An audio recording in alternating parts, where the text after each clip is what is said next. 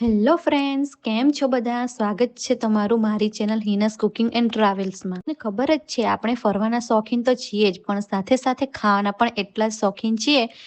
તો ચાલો, આજે ટ્રાવેલ નથી, આજે છે પ્યોર કુકિંગ. જે આપણે બનાવવાના છીએ સી ફૂડ લવર્સની ફેવરેટ ડિશ ચટાકેદાર પ્રોન્સ મસાલા. રેસીપી એકદમ સરળ છે, ઝટપટ બની જાય છે અને ટેસ્ટમાં તો હોટલને પણ ટક્કર મારે એવી છે. તો ચાલો મોઢામાં પાણી આવી જાય એવી આ રેસીપી શરૂ કરીએ. અહીં મેં લીધા છે 500 ગ્રામ જેટલા પ્રોન્સ, જેને મેં સાફ કરીને ધોઈ લીધા છે. પ્રોન્સમાં થોડું હળદર અને મીઠું નાખીને થોડી વાર માટે મિક્સ કરીને મૂકી દીધા છે. પછી આપણે લઈશું 3 તેજ પત્તા, 1 ચમચી જીરું, 3 છીણેલા ટામેટા, મીઠો લીમડો, 1 વાટકી લાલ મરચું, લસણ અને આદુની પેસ્ટ છે, 4 મધ્યમ સાઈઝની છીણેલી ડુંગળી અને બાકી આપણા રૂટીન મસાલા જેમ કે હળદર, લાલ મરચું, કાશ્મીરી મરચું, ધાણા જીરું અને ગરમ મસાલો. બસ આટલું જ જોઈશે. સૌથી પહેલા એક પેનમાં આપણે 2-3 મોટી ચમચી તેલ ગરમ કરીશું. આમાં થોડું તેલ આગળ પડતું હોય તો ટેસ્ટ સારો આવે છે. ગરમ થાય એટલે તરત જ તેજ પત્તા, થોડું જીરું નાખીશું અને મીઠો લીમડો અને તરત જ આપણે ઝીણી સમારેલી ડુંગળી ઉમેરી દઈએ. ડુંગળીને આપણે સરસ ગોલ્ડન બ્રાઉન થાય ત્યાં સુધી સાતળવાની છે. ગેસ મધ્યમ રાખવાનો છે. જુઓ, ડુંગળીનો કલર બદલાઈ ગયો છે. હવે વારો છે ટામેટાનો. ટામેટા ઉમેરી દઈએ અને હવે આ સ્ટેજ પર આપણે આદુ, લસણ અને મરચાંની પેસ્ટ ઉમેરી દઈએ.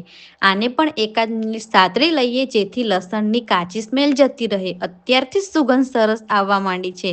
ટામેટામાંથી તેલ છૂટું પડે ત્યાં સુધી થવા દઈએ.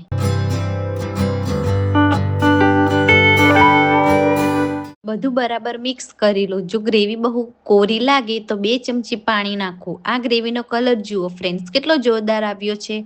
હવે આવે છે આપણા મેઇન હીરો પ્રોન્સ. સાફ કરેલા પ્રોન્સને આ મસાલામાં ઉમેરી દઈએ.